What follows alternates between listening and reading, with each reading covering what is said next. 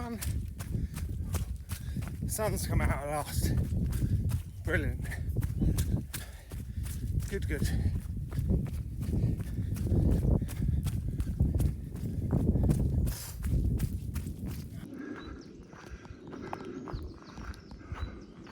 Well, good morning. It is the end of week 5 of my training for the 55 kilometre 3,300 metre UTMB Snowdon race in May, and you join me on a very damp Sunday morning in the Surrey Hills. I'm just coming to the end of my run, a 18 kilometre run with 500 metres of elevation. This week I've done 45 kilometres and around 1,000 metres of elevation of running. And I thought today it might be good just to reflect a bit on Snowdon, reflect on the things I learned from that experience. Here are 5 things that I learned from my Snowdon run. Right, at this point in my walk I managed to get lost, so we're going to do the 5 lessons in the car. Lesson number 1 was waterproofs. In Snowdon I used this Montane Spine waterproof jacket.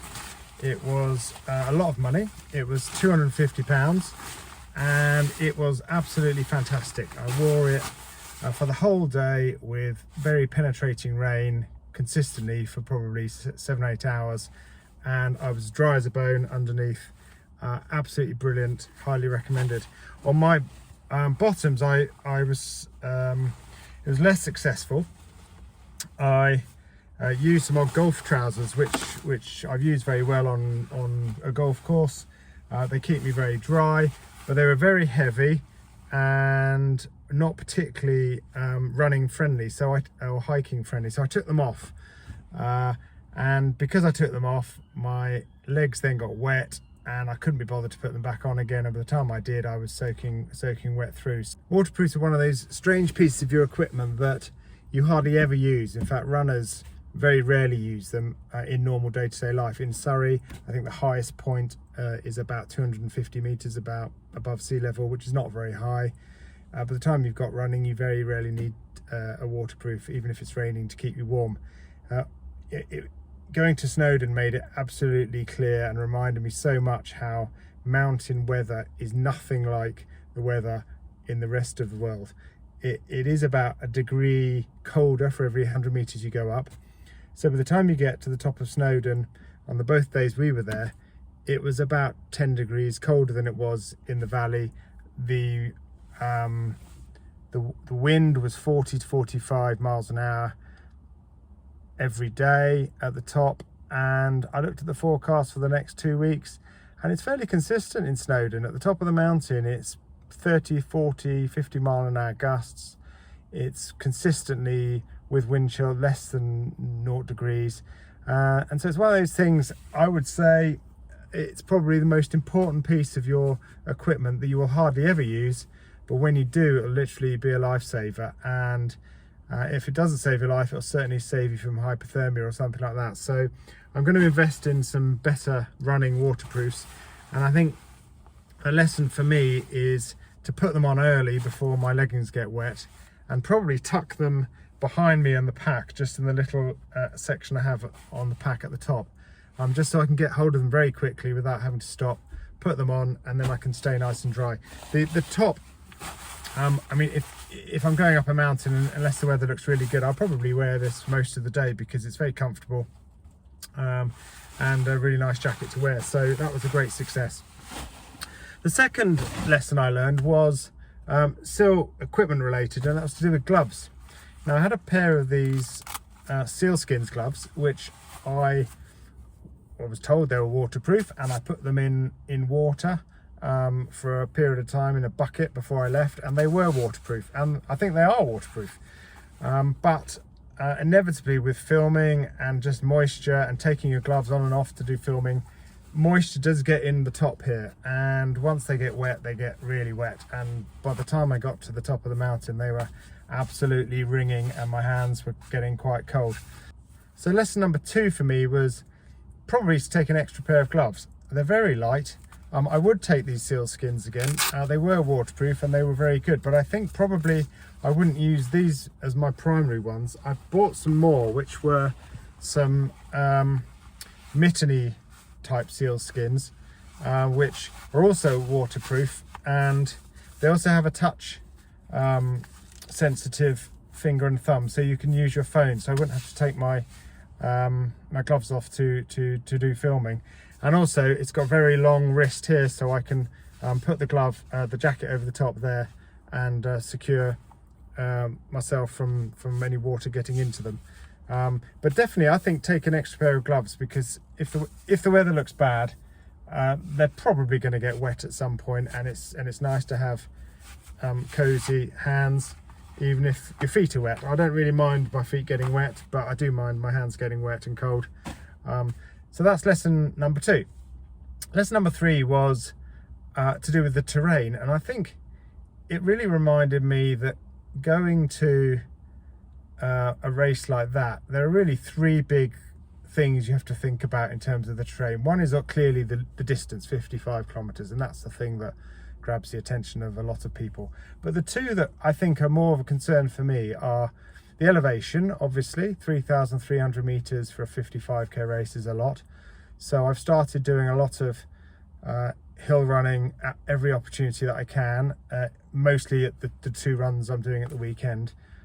So I did 400 meters of elevation last Saturday, and then 600 meters of elevation on the Sunday. So I think that's more or less the maximum I'm going to be able to get in. It's just not practical for me to do elevation during the week. So that's as best I can do there, and we'll just have to see how that goes. But the other point which I thought a lot about was the whole technical side of it, because particularly coming down the mountains, there's a lot of rocks. There's very, very few flat sections of path, and in the rain those rocks were quite slippery, or at least I didn't test the full slipperiness of them, if you like, because I was nervous about falling over. But I do feel that one of the things that could cause me a problem in terms of time is just being very slow going down the mountains because of nervousness about where I put my feet. So I have looked into this a bit. At the moment I'm using these Hoka Speedgoat 5s for my training, and they have been really, really good. They've got really good cushioning. My feet don't hurt the next day. They're comfortable. They are grippy. But my PT has recommended even more grippy trainers, which I bought a pair of, which is La Sportiva Mutants. So I've got a pair of those in order, and I think I just want to practice going fast downhill, particularly on rough terrain. So as I understand it, what you have to do is just focus on lots of small steps, keep your cadence high, so that you're not putting your centre of gravity too out there. So if you do slip, you've got another foot readily available to catch you. And just trying to really focus on thinking about, going down the hills is not a time for relaxing or admiring the views. It's the time you really need to focus and start gaining some time, if you like, on the checkpoint cutoffs, because I think going uphill is fairly consistent speed, but going down you can really save yourself a lot of time if you focus and push where you need to push. You don't want to push on the really difficult bits, but just not, I just have to remind myself not to get into that sort of lumbering down, stepping down slowly sort of mode where you're just ambling along downhill, because you'll lose a lot of time doing that. And I think you've got gravity on your side, so you may as well make the use of it, make the best use of it with some decent trainers. So looking forward to trying out those La Sportiva Mutants to see how they are. The other thing that was a good reminder, and I said in the video last week, if you saw, I said I was going to see whether it's possible to do the course within the time frame allowed just by walking, and it clearly isn't. You have to run, and you have to keep the pace up where you can. So that was a good reminder. I sort of knew in my heart of hearts that actually I wasn't going to be able to complete that course without doing, you know, a reasonable amount of running, and that proved to be the case. So if I walk it everywhere, I'm not going to complete the course within the cut-offs. So that was just a good reminder to keep things ticking over. I'm probably going to take most of my own food with me so that I can get into the checkpoints and get out of checkpoints very, very fast, and just keep things ticking over, even if it's walking along whilst I'm sorting my drinks out or my food out. I'm just trying to get that efficient so I don't waste time in the checkpoint areas. And the fifth lesson I learned was the importance of recce's. I mean, I knew the importance of recce's, that's why I went there. But funny enough, I actually recce'd a bit of route that isn't actually part of the course. I thought the 55k Snowdon race was going up the Watkin path, but actually it only goes up the first part of the Watkin path, then it diverts off to the left on another path and goes up, I think it's called the South Ridge. So funny enough, it was a good reminder that actually the importance of recce's, because if you get lost or you just are unfamiliar with the terrain, it can really throw you. So I'm going to go back to Snowdon in a few weeks, and I may do the bit that I missed, but I did also see a good YouTube video on it, so that may be a good substitute recce for me.